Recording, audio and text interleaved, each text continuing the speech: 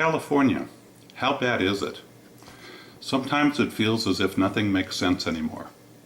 We're out of money, and yet we keep spending more than ever. We're surrounded by rampant waste, fraud, and mismanagement, and yet we do nothing about it.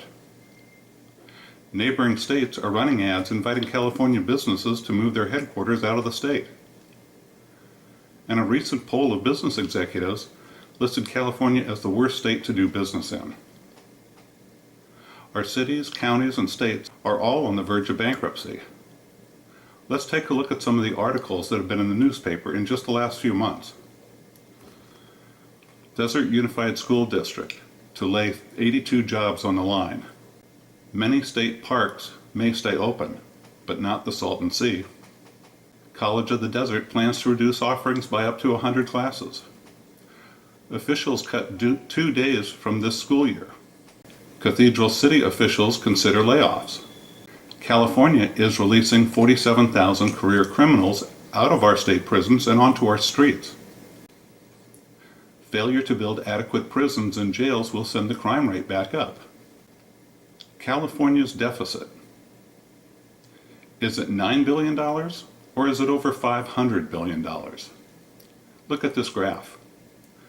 The $9 billion deficit is the amount that Governor Brown is trying as hard as he can to eliminate. But nobody even talks about the over $500 billion shortfall in the state employees' pensions. This is the money we owe our state employees when they retire. We're looking at cuts in education, the shortening of the school year by up to 3 weeks if Governor Brown doesn't get his tax increase this November. We're having to worry about hyperinflation.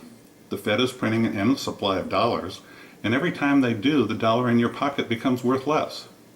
And as you look around you, whether it's the Occupy Wall Street movement, the far left, flash mobs, or union activists, you're starting to see significant increases in racial tensions, and tensions between different working classes. Agenda 21 is changing the way in which we live our lives and is a major threat to our family farms.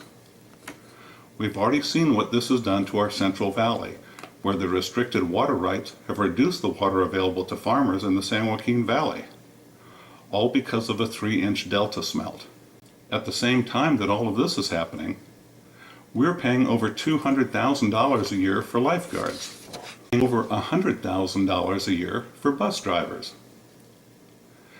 Riverside County has 12.5% unemployment. Imperial County has 26.8% unemployment. These are the real issues affecting California. We need people who are going to deal with these types of issues. Look at the waste.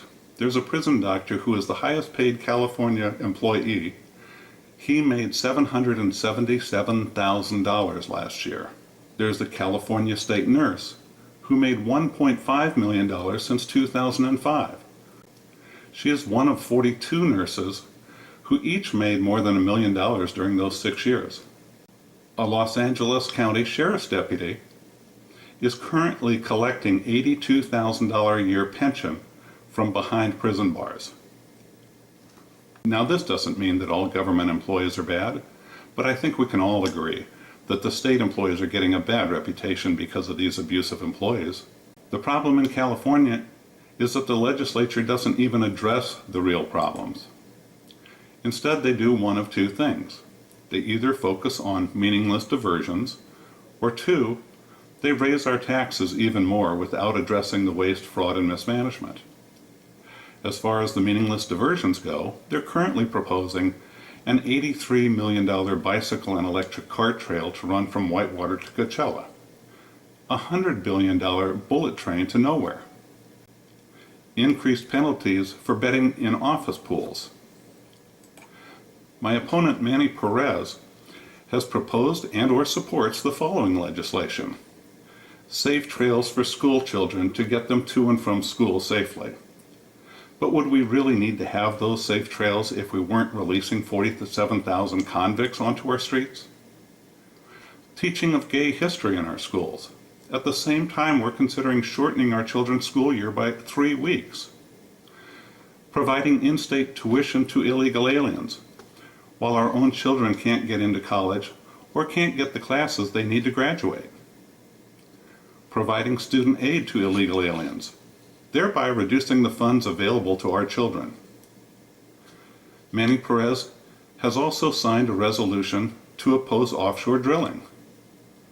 This is why, while we have watched gasoline prices go from $1.80 per gallon to over $4 a gallon. What in the world was he thinking? And my opponent Manny Perez has spent an inordinate amount of time writing a guest worker program that the state doesn't even have jurisdiction over. The other thing the California legislature does is to raise taxes even more. This bothers me quite a bit because, as I have shown, we're wasting money all over the board. Instead of cleaning up the waste, fraud, and abuse, our own state government just keeps coming back, putting their hand out, and asking for more of our hard-earned dollars. Have you noticed recently that we have things we've never had before?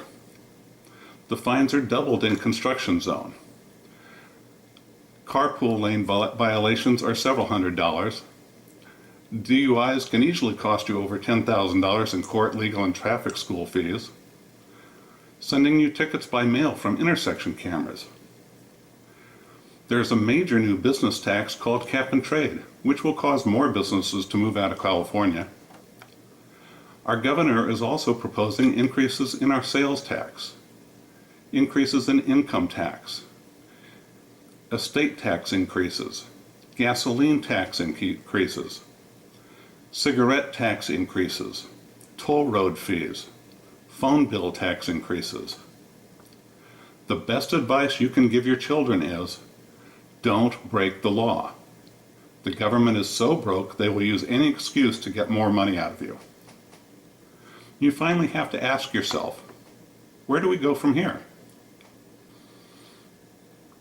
During the 1970s, New York City was on the verge of bankruptcy.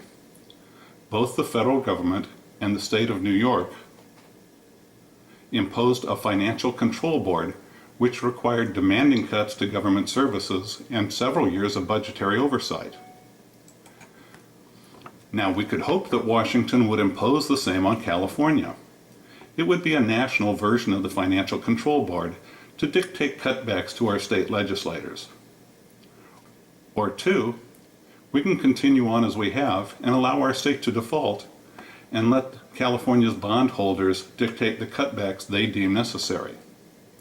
Or three, we can act like adults and start addressing the real problems ourselves.